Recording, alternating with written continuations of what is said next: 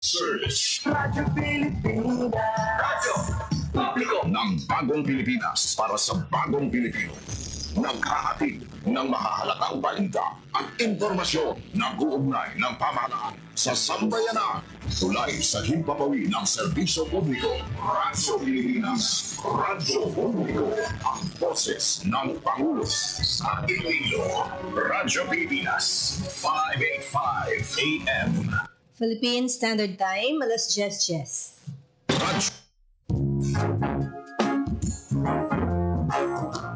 Radio Journal.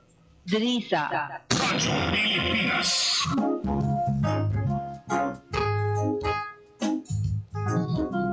Kualan to James. Kwanto. Oo.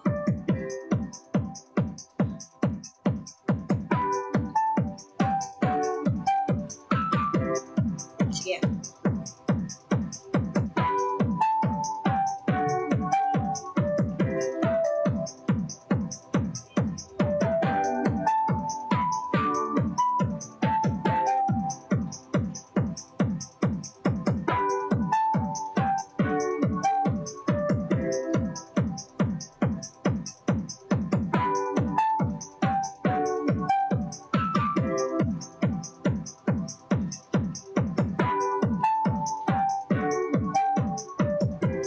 Good morning mga kabyanan. Mayong aga sa mga nakatuto karon diri sa Radyo Pilipinas.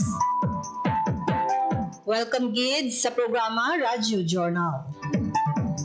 It's Monday, October 13, 2025. Sa mga naga-countdown sa pag-abot sang Pasko, mga 70 plus na, no? 70. Hindi ko particular sa pag-isip, no? Kung pila na lang ang nabilin ng mga adlaw bago kita magsaulog sang Pasko, mga kabyanan. Basta mga more than 70 days.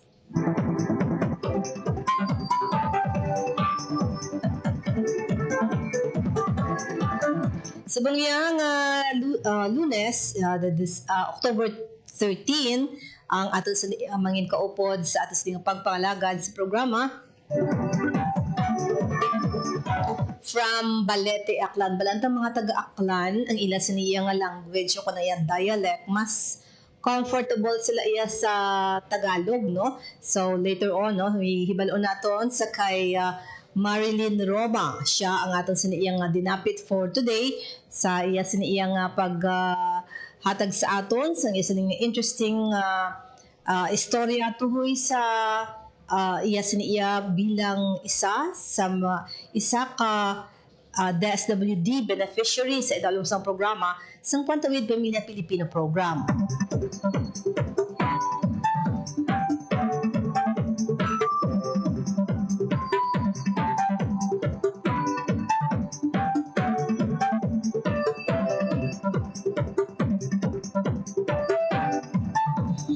Natinguan naton nga okay ang ato signal mga kabyanan sa bahin sang Aklan sa Balete, no?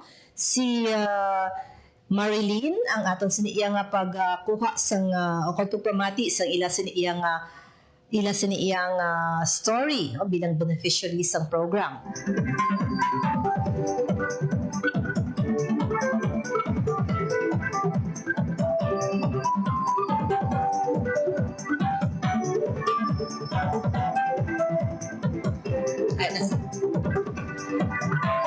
Okay, ginulata to ng signal. Thank you, Gid, no? Kayo okay, Gid, ang panahon sa bahin sang Balete, Aklan. Ara na siya sa atong ngalain mga kabyanan, tanawon tabi pamatian ta ang iya siniya nga pagpanamyaw si Marilyn Roma from Balete, Aklan. Marilyn, maayong aga. Lihog ko anay isang imo sa iyang microphone, pasi naka-mute ikaw, no? Nakita ka na namon sa screen, pero ang imo nga audio na mahina, no? So good morning Gid, dira, no? Salamat man sa imo sa iyang nga bata, no? Si Manalyn, no? Nga nag-assist sa iya sa niya nga Eloy, no, for this time. Yes. Yeah, kumusta? Marilyn, good morning. Good morning po, ma'am. Mabuti naman po. Yes, very good. Nami ang imo audio, no? 5x5. Kumusta ang panahon dira sa Balete? Medyo ma'am, makulimlim. Minsan umuulan. Diri sa Iloilo, subong daw sanag ang silak sang adlaw, pero hambal kay sa pag-asa daw may mga pag-ulan later, no, sa hapon particular. Yes. Ang pamilya ni Marilyn, pamilya Roma, saan nakasulod sa program sang DSWD sa Pantawid Pamilya Pilipino Program? November 2008 yata, ma'am. 2008. Ay, pagkakaton ko gali, 2008. diin ka mas mahapos sa imo intindihon o mahapos sa imo maghabal in Tagalog o kung hiligay nun? Tagalog lang, ma'am. Nahihirapan ako maghiligay nun. Okay, sige. So, matagalog kita mga kabiyanan. So, 2008, kayo nakapasok as Yes, ma'am. beneficiary? Opo, ma'am. Okay. So, that time, ano yung estado ng pamilya Roma? Anong trabaho ni Mr.? Tapos, ilan yung mga anak mo that time? 2008? Ano po, laborer lang po. Kahit ano na lang po yung pinapasukan niya. Wala pong regular na trabaho kasi. Kahit ano na lang po, yun na lang po, pinapasukan niya. So, what about ikaw? Ano yung trabaho? Sa Nung loob ng una bahay? po kasi nung nagkaanak ako, wala. Tapos nung bandang huli, yung naghihirap na talaga yung buhay, nag-isip na naman po ako ng maglako ng isda. Yun po. Pero ilan na yung anak mo? That was 2008?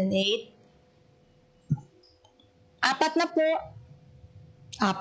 So, I'll go back muna ako or from 2007, 2006, 2005 down na mga panahon na yan or mga taon na yan, siguro ano yung mga experiences ninyo as a family na hindi mo malilimutan? Ano po yung nag-uumpisa pa lang po kami na magsama ng asawa ko nagkasunod po kasi yung anak ko noon, dalawang lalaki. Tapos wala pang trabaho na regular yung asawa ko. Napakahirap po talaga. Napakahirap, halos hindi ka makakain ng 3 beses sa isang araw dahil nga sa sobrang hirap ng buhay. Siguro po dala na lang po siguro yung kahirapan namin. Siguro naging kasalanan din namin kasi nag-asawa na walang preparasyon, walang maihanda para mag-asawa. Siguro po ganun. Napakahirap. Anong taon kayo nag-asawa, Marilyn? 1996 po, Ilang taon ka? 21. Si Mr. mo the same age? Pareho kayong edad? Apo. Apo. So, anong mga struggles ninyo that time? Yung kapag walang-wala pa po kasi, yung maaga pong makapag-asawa, parang hindi pa kami handa kung ano talaga yung responsibilidad namin bilang isang magulang. Kaya po ganun, yung maranasan ng anak mo na padidihin mo ng tubig, yun hindi ko talaga makalimutan. Tapos manghihiram ka sa ibang tao na alam mo na meron, pero yung hindi ka mabigyan, pero hindi mo naman sila masisisi sa kanila yun Yun ang hindi ko malimutan, yung talagang doon pwede yung anak ko ng tubig sa buong magdamag. Yun, masakit yun sa amin, napakahirap. Yun. Tapos yung magtatrabaho ka sa palayan na wala namang lagi kang lugi, yun. Ang hirap talaga. Yun, kumain ka lang ng talbos ng kamote, ang hirap. Tapos yung wala kang kanin minsan, ang hirap talaga. Yung lulugawin mo na lang yung tutong para mairaos mo lang yung pamilya mo. Yun yung nakatatak sa isip ko. Tumatak talaga yun.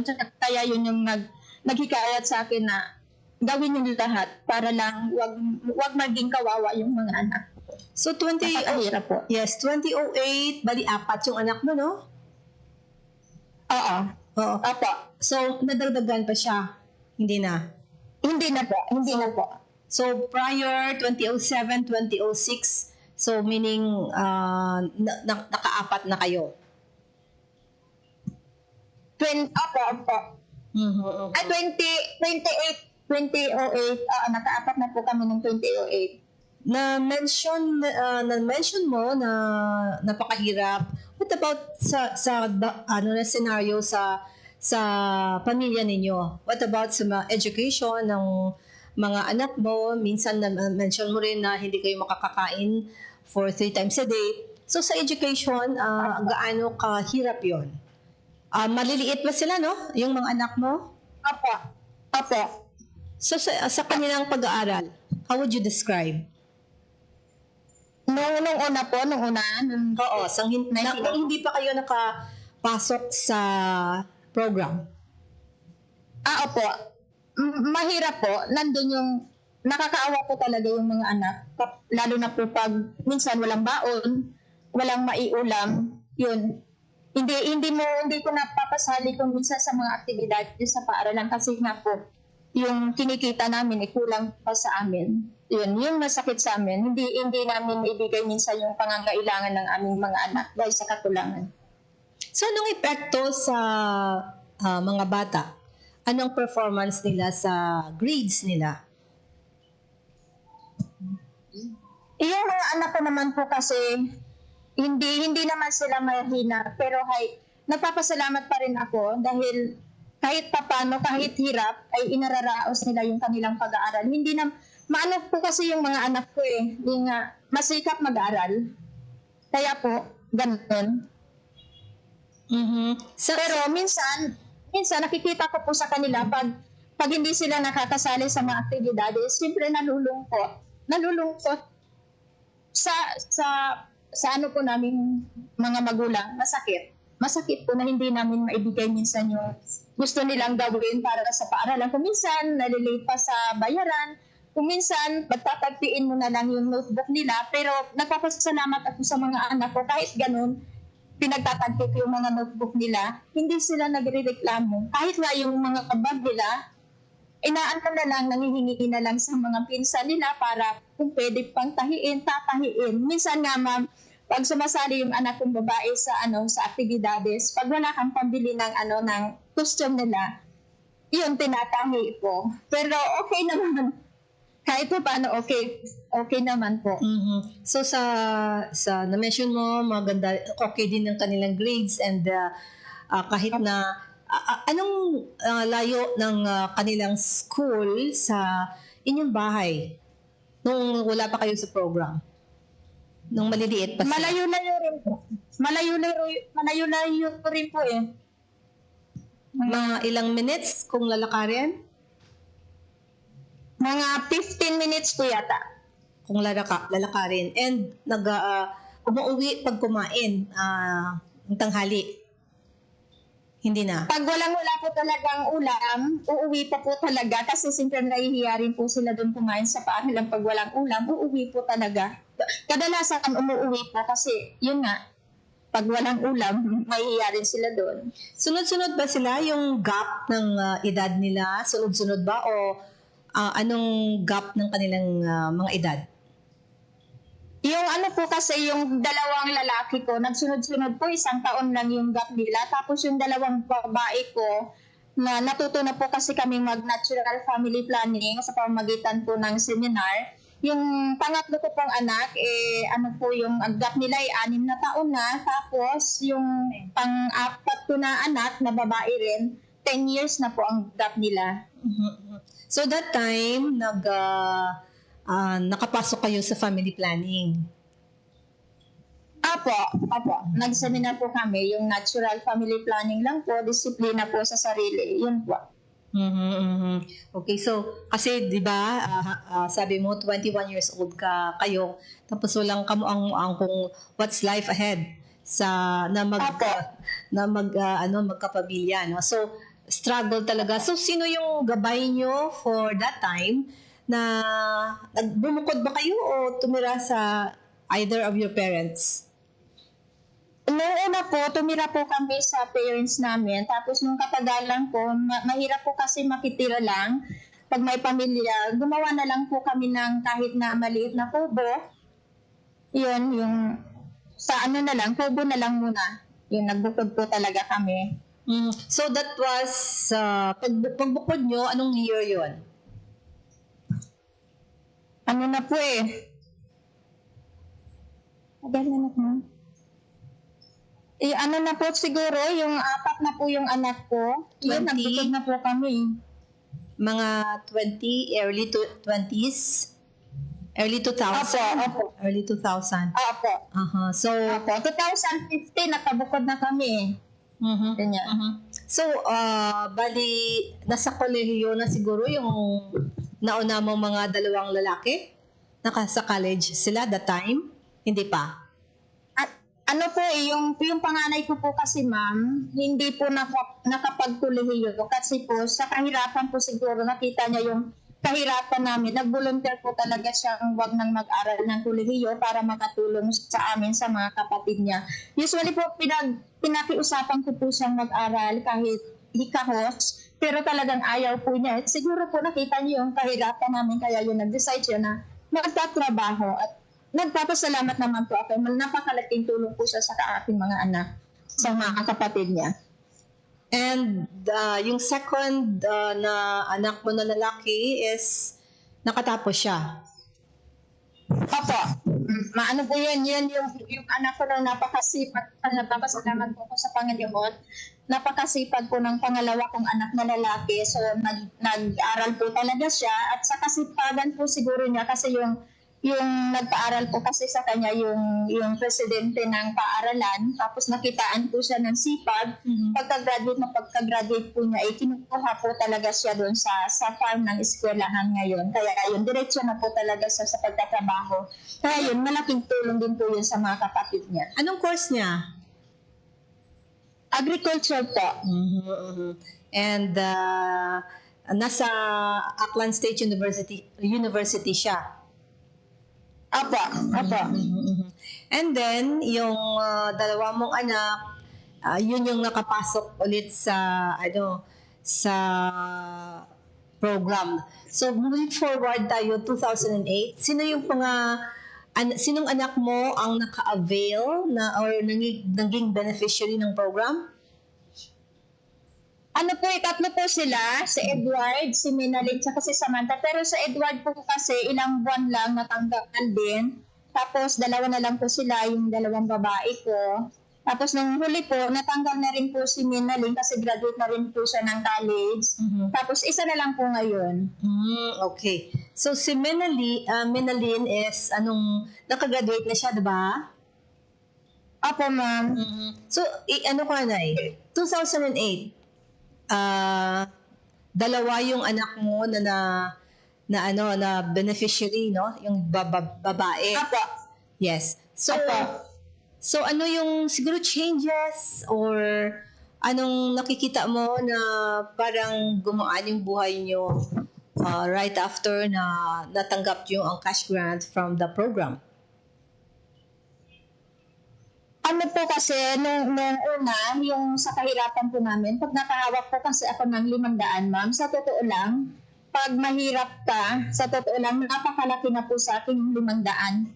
Ako po kasi, maingat po ako sa pera. Pag gusto ko pong napapalago ko po. Tapos nung nakatanggap po kami ng paunang cash grant na 8,000, ano po, talagang nagbigay po sa akin ng pag-asa yun eh. Kung po sa akin po kasi yung 500, malaki na. How much more po yung 8,000 na unang cash grant? Yun, talagang nakaramdam po ako ng saya. Ng saya. Tsaka, iningatan ko po yun. Iningatan ko talaga na wag pong mawala. Pinagulong-gulong ko yun sa paglalako. Kahit na po na makapirahan ko po, ginawa ko talaga. Napakasaya ko po talaga nung maisala ako na maging member ng Porpis. Pero prior sa sa pagpasok niyo sa program, naglalako ka rin? Hindi na. Oo, opo. Nung napapasok ko, hindi po talaga ako tumigil sa paglalako. Yun nga po yung yun yung umpisa na nakaipon po talaga kami noon. Kasi yung 8,000 na yun, una po kasi naglalaka ako, nag-ano ko sa mga palayan, naglalako, tapos nag-ano po yung panampalay, ibinibenta ko po yung palit noon ng mga isda ko, palay. Yun po ang puhunan na ginamit ko talaga. Tapos, yun, dumami hanggang sa, pa kami ng palay, ang dami na ng palay ko. Dahil po, yun, pinaikot-ikot ko talaga po yung pera ng 40s. Doon po nag-umpisa talaga na nagkaroon kami ng ginhawa, kahit pa paano nagkaroon ako ng pag-asa. Kasi naipasok ko na sa isip ko, eto na yun, hindi na maghihirap yung anak ko. Kaya yun, talaga masaya ako nung nakapasok ako ng purpose. And the time na nakatanggap, may naisip ka ba or na-recall ka o kung ano ang binili sa amount na yon, or may ibinili ka o ipinagtabi mo na lang? Ano po yung pinalago ko po muna yun, tapos nung sa totoo lang po, nakaabot po ako ng 60 kabanis, sako na palay. Ibinenta ko po yun, tapos kasi nga yung bahay namin nung nasira ng bagyo, nakitira lang kami sa bodega ng hipag ko. Doon kami, nagsipag talaga kaming mag-asawa, tapos hanggang sa dumami yung palay namin, ma'am. Tapos dinaanan ko sa ng bagyo rin yung tinitirhan naming bodega, parang lumihay siya. Kaya yung dumami na yung palay ko, ibinenta ko po yun, yung iba, pero hindi ko po inubos. Nagtabi pa rin po ako ng panglako ko, tsaka pinagawa po namin ng bahay. The Yun, 60 kabans, magkano yun equivalent into pesos? Ano lang kasi nun, ma'am, mura pa Mura pa yung palay noon. Yung isang kaban lang dati nag-ano lang ng 800, ganyan. So kahit na ay mas mura din yung mga tawag dito, mga bilihin that time compared to ngayon, diba? So nakapagpatayo kayo ng bahay ninyo, umpisa kayo nagpatayo ng bahay ninyo nung pinalago mo yung amount na natanggap nyo from the cash grant. Opo. So ngayon ang bahay ninyo is sa inyo na yan? Bahay at least yun? Opo. So tell us, i-describe mo paano nyo na-acquire yung bahay at lupa, Marilyn? Yung lupa po kasi, may nag-alok sa amin na hulog-hulugan daw namin. Yun, nagpapasalamat ako sa Diyos na napakabait ng may-ari ng lupa. Kasi nandito na kami. Nakiusap kami dito dati na gumawa lang ng bahay kubo para makapagtinda kami kahit pa paano. Tapos nung bandang huli, nag-offer siya na, hulugan nyo na lang isang beses sa isang buwan. Kaya yun, ma'am, hinulog-hulugan na lang namin. Saka hindi kami tumigil ng paghahanap buhay ng asawa ko, saka yung tulong ng anak ko, yun, nakapagpatayo kami ng bahay. And aside from, syempre, cash grant, sa negosyo na itinayo ninyo, ongoing pa rin yan hanggang ngayon? Yung negosyo po, kuminsan po, pag may time po talaga naglalako po ako, ma'am. Kaso lang po sa edad ko, na medyo nagkasakit na rin sa pagtatrabaho ko. Pero pag may time po ako, naglalako pa rin po ako. Kasi yung dalawa kong anak tumutulong na rin, sabi nila pwedeng magpahinga muna kahit pa paano. Yun po. Pero naglalako pa rin po ako. Tapos yung may tindahan po kasi kami dati, kaso lang po yung kapitbahay namin dito, ang dami na rin tindahan, ma'am. Mga sari-sari store? Pansamantalang itinigil. Sari-sari store yan? Opo, ma'am. Pero pag nakaluwag na po talaga kami, sabi ko sa anak ko, ibalik natin yung tindahan natin. Para hindi ka na maglibot. Opo, ma'am. Pero pag nasa dugo ko po kasi siguro yung paghahanap buhay, pag nakaka-chimpok, naglalako ko talaga ako ulit. Anong mga nilalako mo, Marilyn? Ano ang mga nalalako mo? Mga isda, ma'am. Isda, pag may anihan ng palay, minsan nga naglalako ako ng tinapay. Kahit ano na lang po na pwedeng maitinda doon sa palayan o sa mga bahay-bahay. Yun po. So, aside from you na syempre tutok sa pagtulong diyan, yung asawa mo, ano yung still laborer siya? Opo, opo. Meron na po siyang trabahong regular. Kaya naman po niyang magtrabaho. Patuloy pa rin po yung trabaho niya. And yung dalawang anak mo, yung si Manalyn na nakaka-graduate lang, no? Opo. So, bali, anong course ni Manalyn? Ano po Culture and Arts po. Sa tulong po sa awan ng Diyos. Nakapasa na po siya sa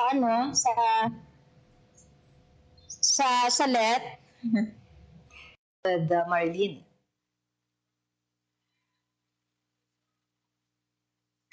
Time to celebrate kulturang Pinoy. Tradisyon, musika, sining, literatura, at iba pa. Anything and everything fun and Filipino. Ito ang Pinoy Kultura. Naaalala niyo pa ba ang mga katagang ito? Ay, Paris, may araw. Ano ba yan? Pero sir, ka na naman. Bakit wala na naman kapares yung tsinelas mo? Ang dungis mo. Tama na! Ayos lang, di ba? Masaya naman tayo naglalaro sa kalye ng sipa, patintero, pagawang base, habulan, jorlin, trupo, text, at marami pang iba. Some Filipino games just show how creative we are. All we need are players, and nothing else. Ang saya balikan ng ating kabataan. Kain, tulog, laro, laro, at laro. O ano, game na? Pagkabilang ng 3, nakatago na kayo. Yan ang Pinoy Kultura because our culture is cool.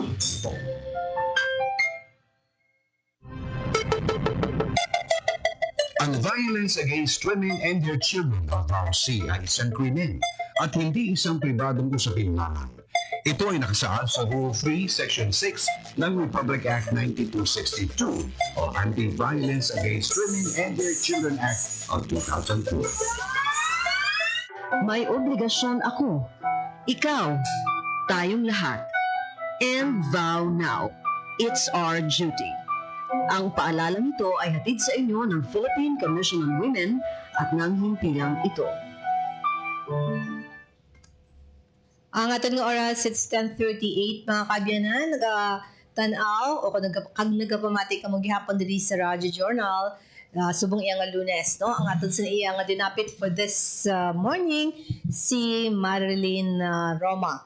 No, nautod na aton sa nga signal diri sa studio, Marilyn, thank you gid, no? Ang nabili o kun ang uli ko pamakot sa imo is ang imo nga bata nga si Manalyn, no? Kundi nakapasar siya sa LET. So, diin siya subong ga-apply for teaching? Why pa, ma'am? Hindi pa, ma'am, kasi sabi ng mga pinagtatanungan niya, Ranking? muna daw siya. Yun po. Maghintay lang. Nandito. Apa. Mhm. And yung bunso mo, Grade 8 po ngayon. grade 8 siya. So, Apa.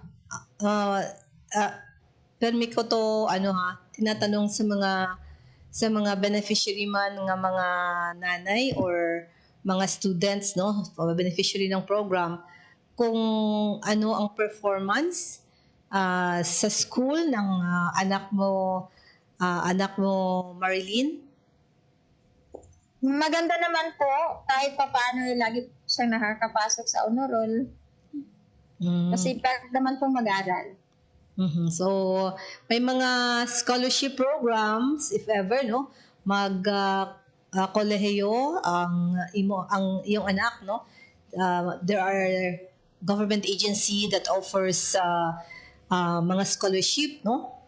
Aside from the SWD, may mga local government units nga may scholarship program, no, and I know ang mga congressmen may araman mayroon din mga Department of Health, no, Department of Science and Technology, maraming mga government agency ang Commission on Higher Education, may mga scholarship yan na binibigay for those na willing, interested, at deserving na mga estudyante. Not only mga government agency, mga private sector, no? Mga grupo, they offered scholarship sa mga deserving na mga students that wants to pursue sa kanilang kolehiyo. So, pwede gid, no? Pero, ambal mo kaina, yung sinabi mo kanina, na noon, hindi kaya na magpaaral sa college. Apo. Pero ngayon, no, pwedeng-pwede na makakatulong na ang iba niyang mga kapatid at sa inyong sa pagpursue niyo rin ng inyong negosyo, Marilyn. Apo, ma'am.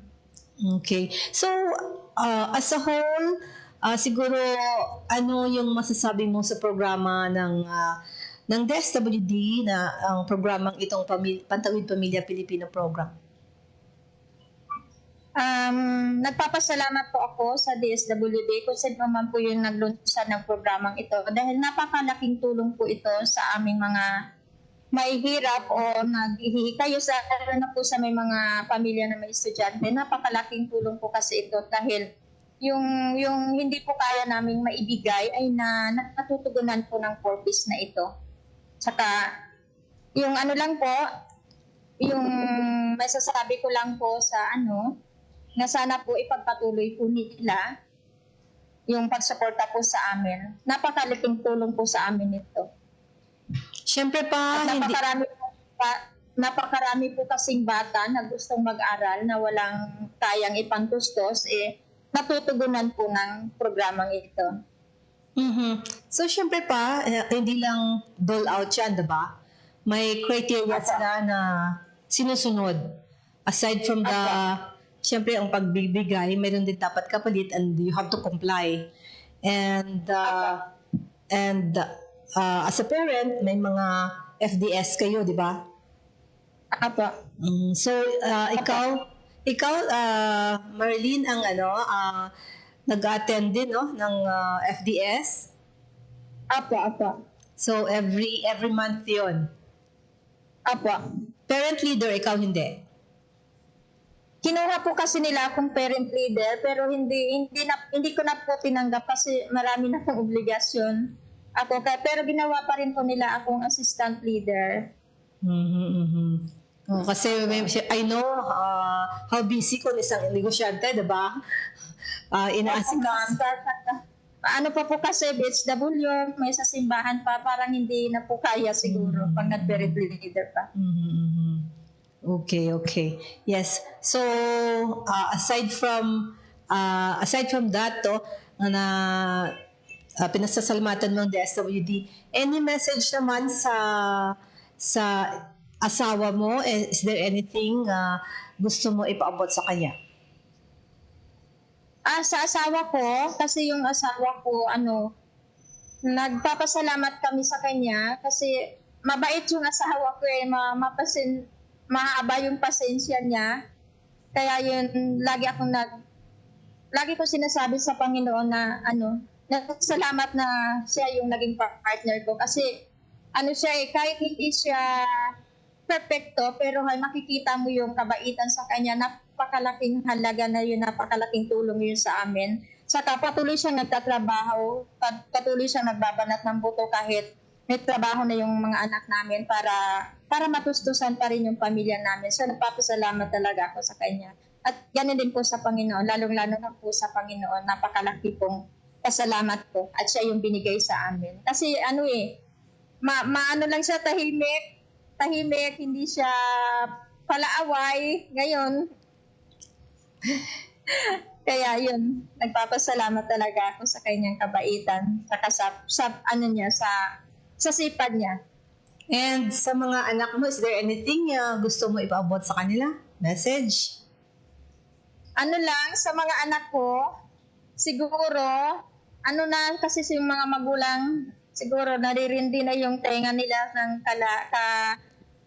sasabi ko sa kanila na gawin lang nila kung ano yung tama, yung magpakatotoo lang sila sa sarili nila.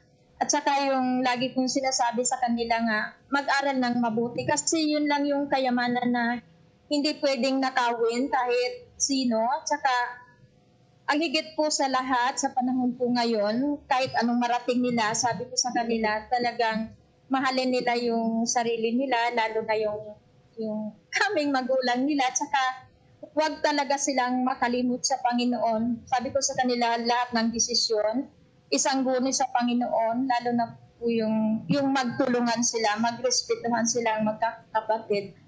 Yun po ang lagi kong sinasabi sa kanila. And sa mga sa municipal link din nyo dyan, is there anything na gusto mo ipaabot?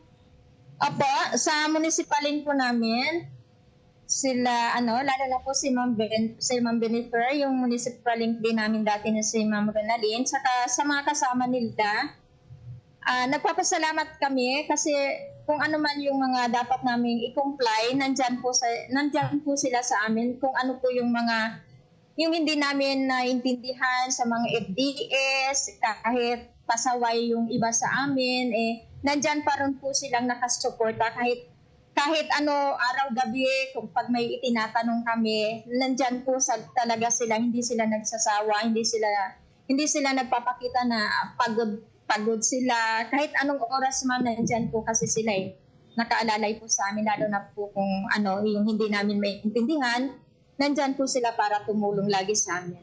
Maraming salamat po sa kanila. So with that, thank you, Gid. May mga gusto ka pang i-shout out or i-mention ng mga names? Marilyn, go ahead. Sila Sir Jepoy, most especially po ma'am sa kanday Ma'am Jessa, maraming salamat kanday Ma'am Arlene, kay Sir Albert na kahit wala na siya dito ay naging kasama rin po namin. Pwede po akong mag-message ma'am sa mga beneficiary ng Porpis. Yes, go ahead. Gusto ko lang na ipaabot, ipadama rin sa kanila kung gaano ka-importante maging member ng Porpis.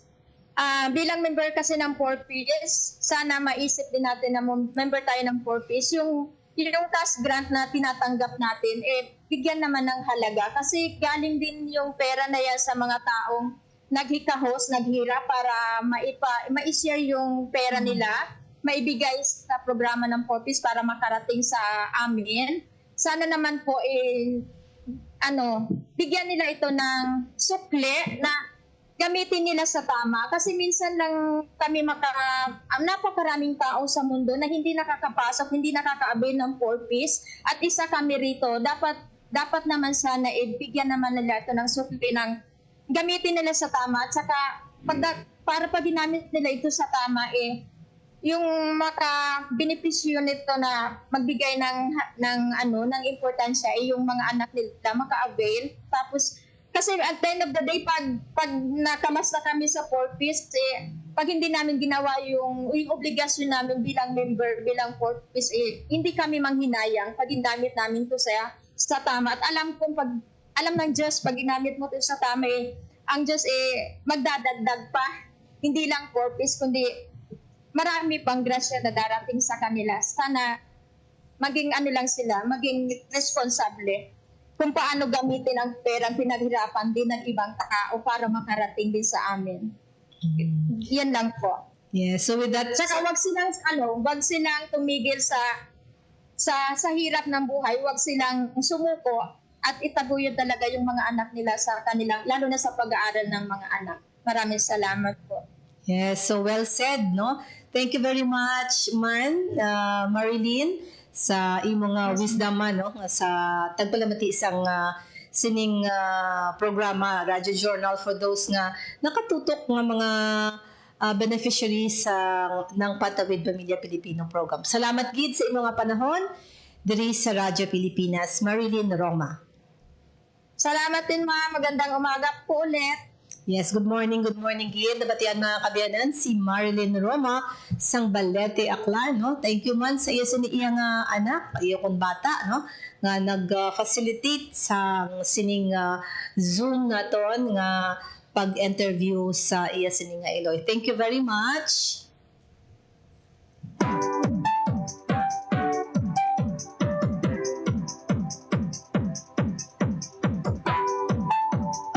Nabatian, no, ang ilas niiyang pag sa umpisa nga wala pa sila nakasunod sa program.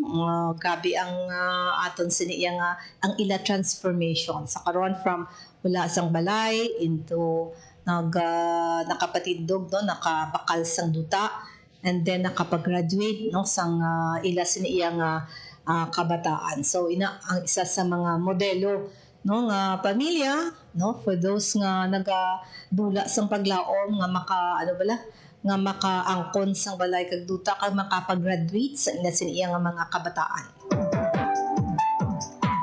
And dali na lang alay ko to bangaton sa inyong pagpangalagad sa inyo for the program. Stand by sa 5 ka minutos man nga news update. Ang iban nga mga local program later on na nauna, balita sosyal, and alas 2, Bantay Banwa, and alas 4, ang Headliners Boss.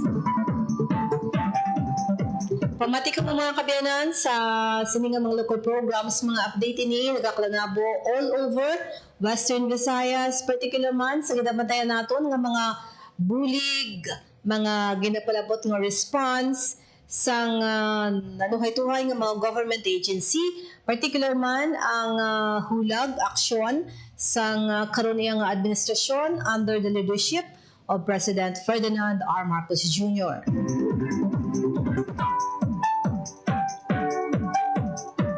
Mga partners ko sa Technical Side sa Studio, Roy Louis Caipang sa Vice Transmitter, si Rochelle Jones Sotahero.